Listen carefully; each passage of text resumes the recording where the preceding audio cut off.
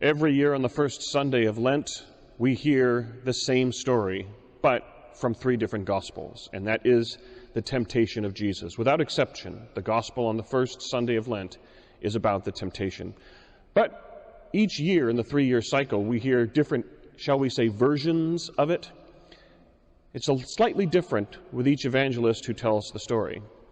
Mark, who we heard last year, doesn't give any detail whatsoever.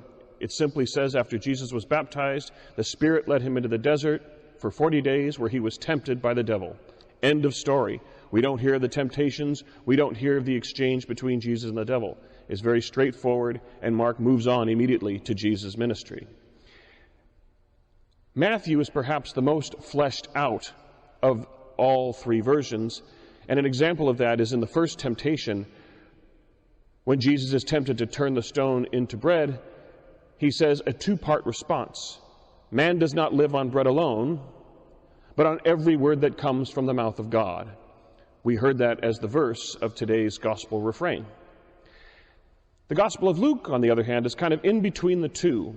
We hear the temptations as Satan gave them to him, but it's not quite as detailed as Matthew. Again, example, the first temptation. When Jesus is asked to turn the stone into bread, he simply says, "It is written, you shall not live on bread alone," period. He doesn't get on to the other half, every word that comes from the mouth of God.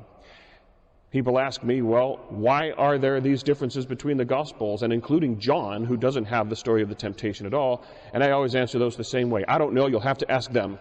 They wrote it. They had their purpose for it.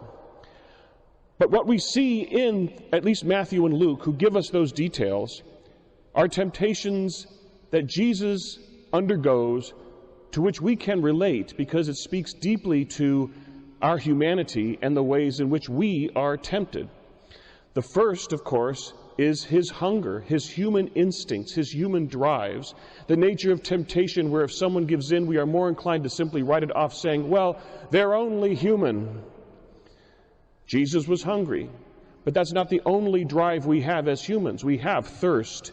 We have the drive for reproduction and all the orientations and urges and drives that go along with it, and the temptations for all the variations that deviate from the value systems that we have as a people of faith.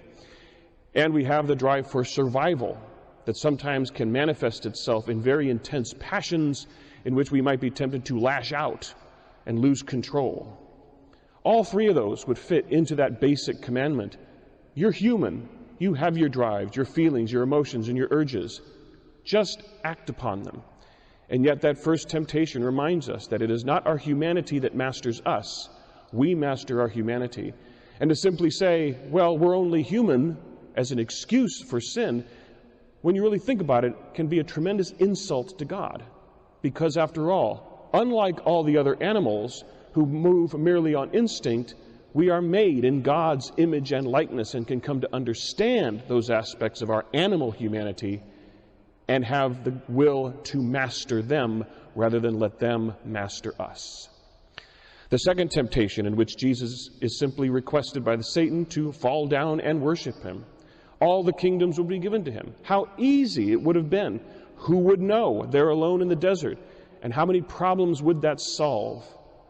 And yet Jesus, of course, knew that in order to obtain that goal of being master of the kingdoms of the world, he would have to engage in a worship that is in direct violation to not only who he was as a human being, obliged to worship God, but the very divine God he is as the Son of God. How easy that temptation would have been able for us to relate to, and the early church to relate to, in its early decades. A time of intense persecution because Christians would not give in to the pantheon of paganism of the Roman culture, not the least of which is worship to the emperor. And in some cases, something as simple as burning incense as a gesture to the gods, and one would avoid persecution. How simple could it be? And yet, Christians suffered that persecution for decades, for centuries of its early history, because it would not do that, even to avoid persecution. Would not engage in just a simple gesture. No one would see it, and legally they would be exempt from the persecutions and other obligations and prejudices even to the point of giving their lives. Our call is to worship God alone. And there's always that temptation to prioritize things over and above our obligations to put God first. Finally, the last temptation speaks to our own talents and abilities. After all, Jesus is the Son of God. He knows if he throws himself from the parapet of the temple that God would see to it that he's protected, if for no other reason, so that he could later die on the cross. But again, how much trouble would that avoid if he simply jumped off the temple and those witnesses saw him being carried down by the angels? They would know, they would see it, they would see that divine manifestation. Of course, it might be a little problematic 2,000 years later, in which we would have only the testimony of those who saw it, saying that they saw this happen. And we know it probably wouldn't help any more than those who doubt the resurrection of Jesus, even though there were a handful of people who themselves have said, we saw him risen from the dead, and that testimony has gone down through the centuries. There are those who won't believe it despite the eyewitness accounts of the resurrection. What makes us think that we would believe it today, or those would believe it today, even if eyewitnesses said he jumped from the temple and the angels carried him down? But in the end, the devil was tempting Jesus to use his abilities contrary to God's will, to manifest the presence and power of God on his terms rather than on God's terms. And how often do we fall into that? People even today, I love it when atheists say, well, if God is there, why doesn't he show us some great sign in the sky? Assuming, of course, they'd even believe it. Their question is, why doesn't God show himself to us on our terms rather than on God's terms? And what talents and abilities does God give to us, in which how often do we focus on doing something simply because we can, rather than asking whether or not we should? Temptations that can be related in many, many ways to us as human beings that Jesus enters into. These are not isolated, simple stories we tell of Jesus. We can relate to each one of those temptations. And why is that important? Why do we hear this gospel on that first Sunday of Lent?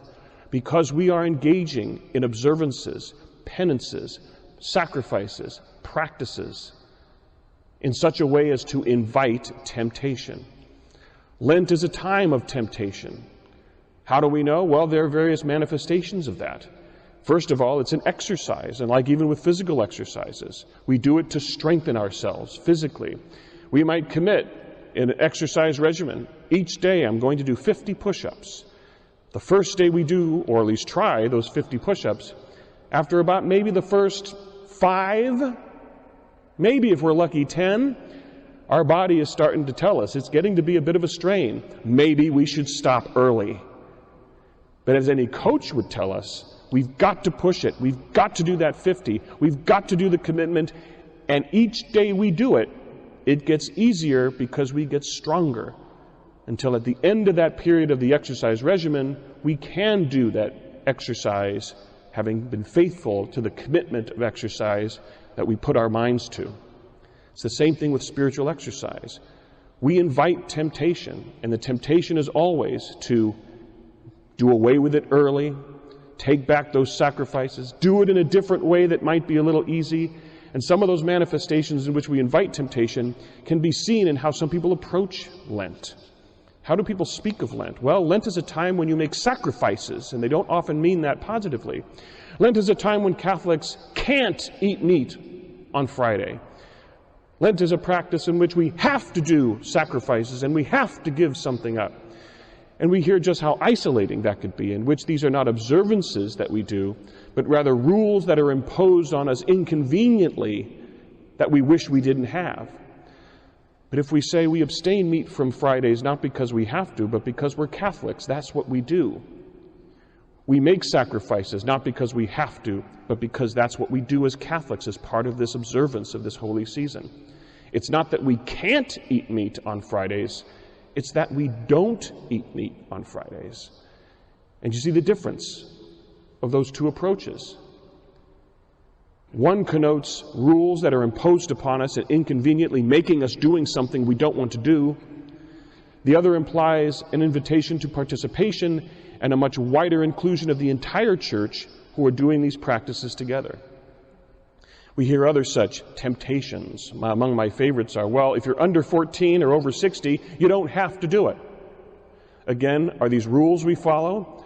Or is it because one who's under 14 doesn't need an obligation because the presumption is the parents are doing it and teaching the children as part of their role as parents?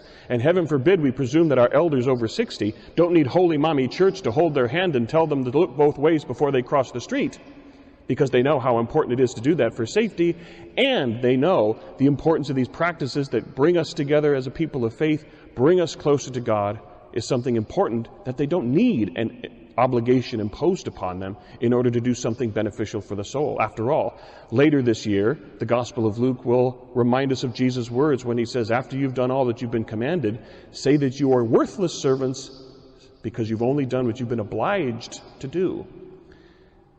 One of my favorites is, Sunday doesn't count. We could take back what we want on Sundays, which again are among my favorites because after all, I gave up coffee for Lent, which means on Sunday I can be caffeinated as high as a kite. I gave up wine for Lent, which means on Sunday I can be a lush. My kids gave up technology and video games, which means on Sunday they can be the techno zombies. We see them at every other time of the year. Sunday doesn't count, so we can be a Mardi Gras every week throughout the season of Lent.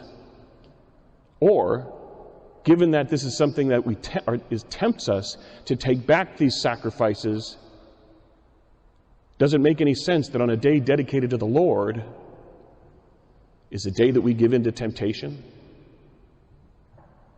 Isn't that not a day we should double down and renew our commitments to God of these observances that are meant to strengthen us? But it's not just simply temptation and isolation. Lent is a time of fasting, almsgiving, and prayer. And when we experience that temptation, we aren't called to give in to it, but rather to turn to God in prayer for that strength. Sabotage something designed to take us away from these practices that unite us as a people and bring us closer to God, and sabotage it into something that brings us closer to God as we turn to God in prayer for that strength. And at Easter, when we take back what we have given up, feeling a sense of resurrection to be restored after the sacrifices we have made, we can look back with a certain satisfaction that we made it through that Lent with the help of God and the support of the community. We do things individually, our individual sacrifices, but we don't do it in isolation. We know everyone is engaging in these sacrifices they've chosen on their own. Something to remember when we're tempted during this season. And we don't abstain from meat on Fridays and engage in the all 2 days of fasting in isolation. It's something we do together so that when one is tempted to say, well, I don't really eat meat on Friday because I don't get anything out of it, we remind ourselves that practices like that are not about us, but they are observances that we engage in to bind us together as a church. And in this holy season, we invite temptation to help strengthen our relationship with one another and our camaraderie as church, but also to strengthen our relationship with God. And this year in particular, we have that opportunity to keep other Catholics throughout the world in mind, Catholics throughout the world who are all engaging in these practices and observing this season of Lent, and especially our brother and sister Catholics in Ukraine who are entering into this holy season under such dire circumstances of the war with Russia. Perhaps they too, under the circumstances, are working hard to keep these holy days in this holy season. But if they are, we can engage in them faithfully and truthfully in solidarity with them. If, however, they can't because of their circumstances, then how much more are we called to engage in these substantially, truthfully, without equivocation, without excuse, and not giving into temptation to worm our way out of the practices, but to do it for them who cannot do it because of their present dire circumstances. Let this be a Lent that counts. Let us recognize where the temptations are that we have invited in our observances of Lent. Where we pray in the Lord's Prayer, lead us not into temptation. During Lent, we're essentially saying, bring it on. We can take it with the grace of God and the support given by the entire community of our local parish, our diocese, and the church throughout the world, all of whom together are engaging in these practices. So let us recognize we are here inviting temptation, just as Jesus experienced it during his 40 days in the desert. Let us take advantage of that, not to give in and find reasons not to engage in these practices and observances of Lent, but as opportunities to lean on one another as a community of faith and to turn to God in prayer for that strength. And in that, we will look back on Easter Sunday with satisfaction that with the community of the church and by the grace of God, we have allowed God to truly strengthen us by the observances we engage in during the season of Lent and by overcoming the reality of temptation.